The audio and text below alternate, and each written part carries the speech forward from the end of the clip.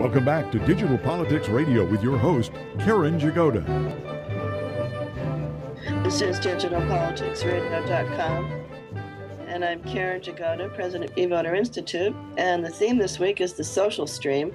And my guest in this segment is still John Manoogian. He's the co-founder of 140 Proof, which is a social stream ad platform and service provider. And you're up in San Francisco, isn't that right, John? That's right, we are. And are you finding that the different kinds of screens that people are going to find their Twitter updates or their Facebook updates or to engage in social media in one form or another is changing dramatically? I'm reading things that are saying a lot of people are using their mobile devices to tweet. So I'm wondering, from your perspective, are you challenged with trying to figure out which screens people are using and how best to optimize the ads on those screens? We have no challenge at all about that because we have put our feet very squarely in the mobile camp. We have a web and a desktop offering because those platforms are, they're still very relevant, but mobile is the dominant and growing platform for social. Over 50% of teenagers and adults under 45 have smartphones. And I think in a political context, when you remember that mobile, the mobile device in somebody's hand is really the last screen that the voter is going to see before they go into a voting booth, I mean, you can't get any better than that for an advertising platform. Yeah, I wanted to talk to you about the political applications for your platform because you have seen a lot of interest from consumer advertisers.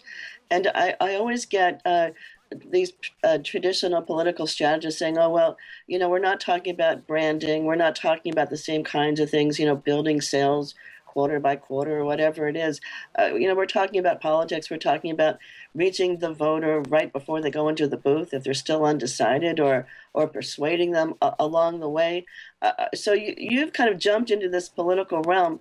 Are you finding some of the lessons that you learned dealing with the consumer advertisers are being sort of embraced by the political folks? Are they resisting? What kind of reaction are you getting to just, what you're saying, that people are on mobile and they're seeing these things?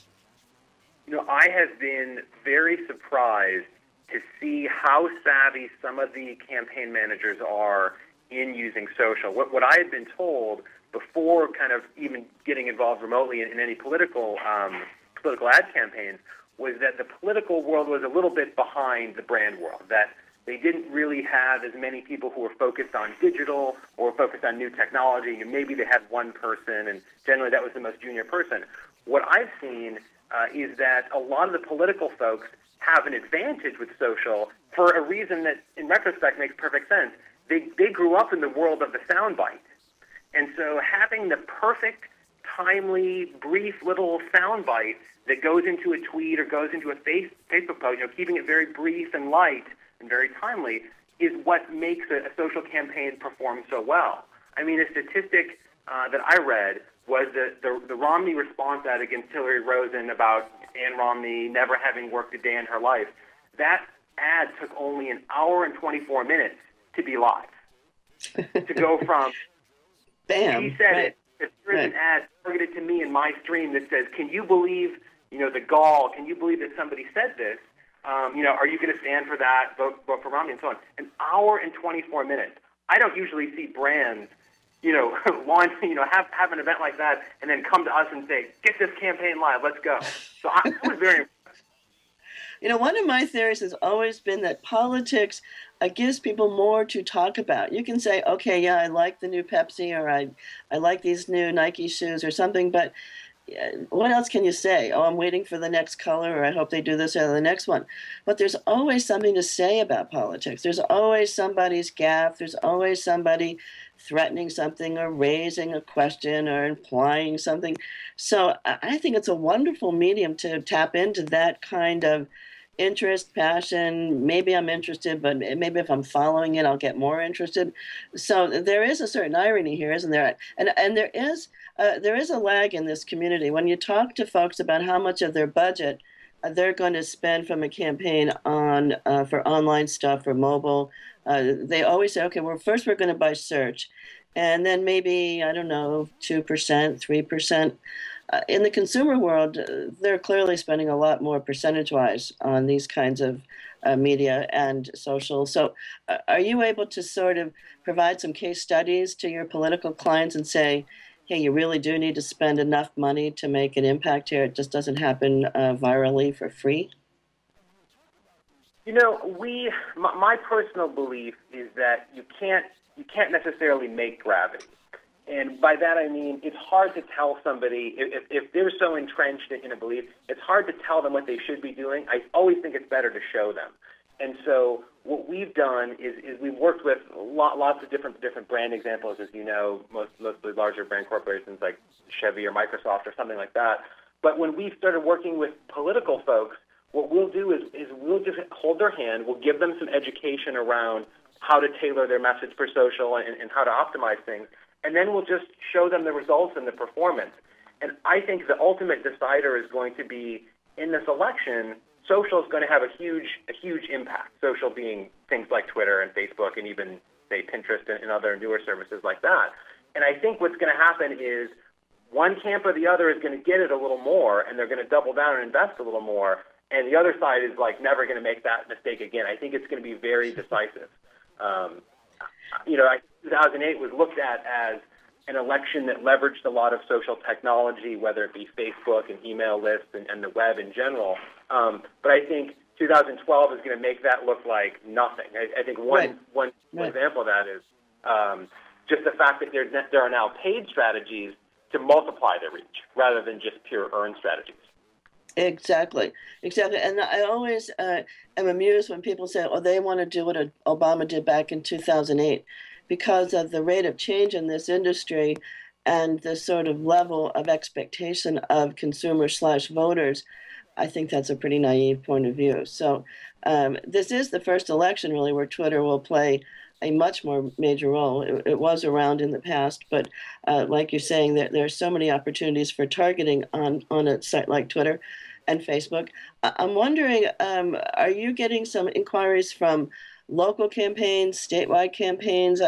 There's always a question of, how much budget do you need to jump into these kinds of ways of reaching voters? What's a big enough, or what's the minimum number of people you need in your school board district or your congressional district to make this worthwhile? Are you getting a sense of the interest around the country on a more state and local basis? We are seeing interest at both levels. I think everybody realized that. When I say everybody, I mean, campaign managers realize that they need to have this as a part of their strategy. But I think they're still very early in the education curve. And I think one of the reasons why is the traditional strategy around, driving attention tends to be very TV-based. And if somebody says, I have enough money to buy 10 days worth of TV advertising, I'm going to say, okay, when is the election? Buy the 10 days before that, and I'm sort of done. I figured it out. And I think what we see as a learning from the brand side is that the campaigns that are sometimes having a lot of the impact are the ones that are more always on, where there's always a different, relevant, timely message. So I think that from the people that we talk to, they're very interested, and they're still kind of learning where does it fit into their strategy. I think the ones that are have a little maybe younger, more digital savvy folks on their campaign teams, they get it right away. I think maybe some of the old guard is still learning how do they succeed in such a fluid medium as a place like Twitter, where the audience can theoretically talk back. I mean, I think that's very different than a TV mentality. Yeah, I know. I think a lot of what we're also seeing is the struggle to just do it the old way, just to have one-way communication, just to tell voters what to think and who to vote for, and to repeat it over and over and over again, and then get them in the booth and get them to vote, and get them just to go away. Get some money from them before they vote, and hopefully, they'll like who they voted for and they'll want to vote again. So it's a different paradigm, and I'm continually amused and struck at how much conflict there really is in this marketplace, and how your targeting capabilities are so strong. It would seem to me, for state and local races, it would be really the place to spend some money and think about the strategy more than just printing out a few more of these direct mail cards or radio ads or TV ads. and to take advantage of the fact this is a quick turnaround thing. This rapid response thing, I think, is a huge benefit for what you're offering the marketplace. So I want to thank you, John, for your insights today about how folks should think about this. And I think the biggest takeaway I'm hearing here at the end is that you have to incorporate this social stream strategy early on. You can't just do it at the last minute and expect folks are going to pay attention. You have to have somewhat of a continuous presence in front of folks. So I want to suggest folks go to 140proof.com. I want to thank you for your time today, John. And we've been talking with John Manoogian, co-founder of 140 Proof. That's 140proof.com. And I'm Karen Jagoda, president of eVoter Institute. You're listening to digitalpoliticsradio.com.